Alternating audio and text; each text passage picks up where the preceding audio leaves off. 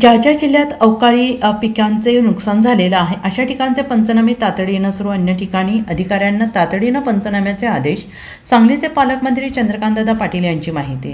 राज्यात अवकाळी पावसामुळे जे पिकांचं नुकसान झालेलं आहे आणि त्याबाबत मुख्यमंत्री देवेंद्र फडणवीस यांनी तात्काळ पंचनामे आणि मदतीचे आदेश दिले आहेत आणि त्यानुसार ज्या जिल्ह्यात अवकाळीमुळे पिकांचं नुकसान झालेलं आहे अशा ठिकाणचे पंचनामे तातडीनं सुरू करण्यात आलेले आहेत आणि यापूर्वीसुद्धा अवकाळग्रस्त शेतकऱ्यांना शासनाकडून मदत देण्यात आलेली आहे. त्या पद्धतीने याही वेळेचे पंचनामे पूर्ण होतात.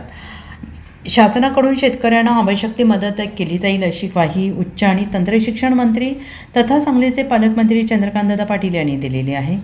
अधिकाऱ्यांनी तात्काळ पंचनामे सुरू केलेले असून त्या ठिकाणी अद्याप पंचनामे सुरू झालेले नाही. तेथे अधिकाऱ्यांना तात्काळ बांधावर जाऊन पंचनामे करण्याचे आदेश दिल्याचं चंद्रकांत पाटील यांनी म्हटलेलं आहे आणि ते सांगलीत माध्यमांशी बोलत होते.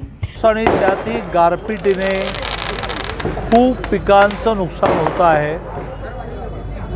पण याला म्हणजे पाऊस पडू नये, यावेळी गारपीट होऊ नये, याला कोणाचा इलाज नाही. त्या नुकसानीनंतर सरकारने शेतकऱ्यांच्या पाठीशी उभं राहणं हे महत्त्वाचं. 2014 पासून मग ती कर्जमाफी असेल, दुष्काळामध्ये मदत देणं असेल, यावर्षी तर अवेळी पावसाने किंवा अतिवृष्टीमुळे नुकसान भरपाई सरकारने दिली 32,000 कोटी. म्हणजे एका बाजूने अतिवृष्टीची नुकसान भरपाई 32,000 कोटी दिली आहे.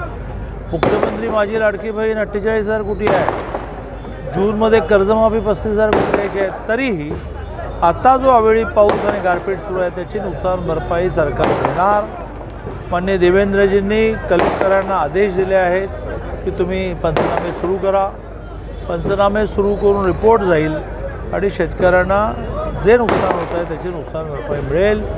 सरकार शेतकऱ्यांच्या पाठीशी उभा आहे.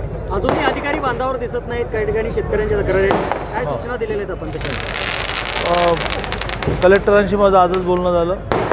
ते जॉईन होऊन त्यांची आई आजारी असल्यामुळे पिंपरी चिंचवडला त्यांच्या पत्नी असतात, त्या पत्नीकडे आई असते, तिथे गेले आहेत. तिथून त्यांनी सगळ्यांना इन्स्ट्रक्शन दिले आहेत आणि पंचनामे पूर्ण होते. Bureau report SVN Marathi Sangli.